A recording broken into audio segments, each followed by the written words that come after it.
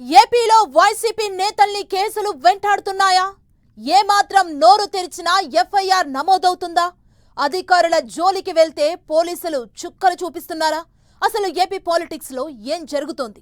నెల్లూరు జిల్లాలో కాకాని రేపిన కాక ఏంటి?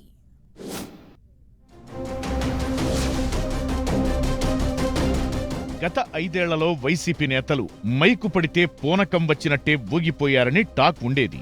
టీడీపీ లీడర్లను తిట్టిన తిట్టు తిట్టకుండా తిట్టేవాళ్లు.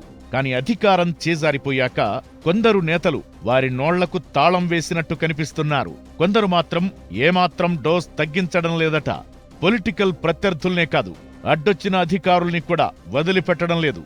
అలాంటి నేతలకు చుక్కలు చూపిస్తోంది కూటమి ప్రభుత్వం. అధికారుల్ని ఒక్క మాట అన్నా కేసు బుక్ చేసి పడేస్తోంది. అధికారంలో ఉన్నప్పుడు ఎలా మాట్లాడినా నడిచిపోతుంది.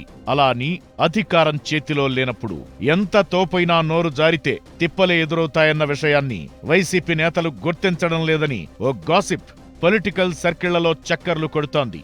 5 ఏళ్లు తాము అధికారంలో ఉన్నప్పుడు విపక్షాలు, ఆయా పార్టీల నేతలు కాస్త తేడాగా మాట్లాడినా, కొన్నిసార్లు మాట్లాడకున్నప్పటికీ కేసులతో బుక్ చేసిన వైనాన్ని వారెందుకు మర్చిపోతున్నారు? లోకల్లో డిబేట్ నడుస్తోంది. తాము చేసిన పనిని తమ రాజకీయ ప్రత్యర్థులు అదే తీరుతో ఉంటారన్న ఆలోచనను వైసీపీ నేతలు విస్మరిస్తున్నారా అనే అనుమానం కలుగుతోంది. అలాంటి విషయాల్ని మర్చిపోయిన వారందరికీ కేసులతో షాక్లు ఎదురవుతున్నాయి. తాజాగా నెల్లూరు జిల్లాలో కాకాణి ఎపిసోడ్ ఏపీ రాజకీయాల్లో కాకరేపుతోంది.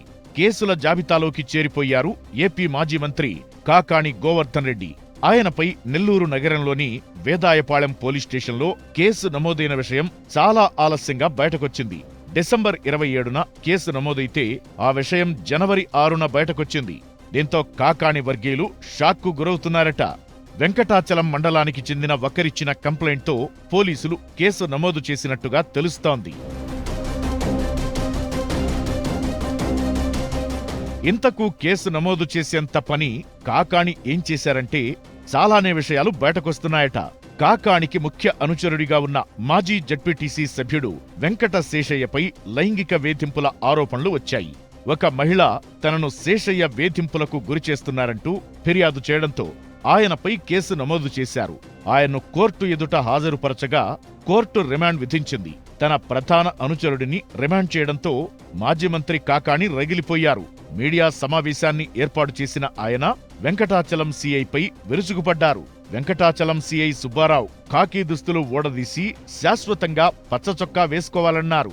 వైసీపీ అధికారంలోకి రాగానే సీఐ సుబ్బారావును విధుల నుంచి తొలగించేలా చర్యలు తీసుకుంటామని హెచ్చరించారు. సీఐతో పాటు వెంకటాచలం ఆర్ఐ రవిపైన ఇదే రీతిలో వ్యాఖ్యలు చేశారు. పోలీసు అధికారుల్ని మాజీ మంత్రి బెదిరించడంతో పోలీసులు లైట్ తీసుకోలేదు. కాకాణిపై కేసు నమోదు చేశారు పోలీసులు. ఇటు కాకాణి కూడా తగ్గేదిలే అన్నట్టు వ్యవహరిస్తున్నారు. మరి ఈ ఎపిసోడ్ ఇంకెంత దూరం వెళ్లనుందని హాట్ టాపిక్ గా మారింది.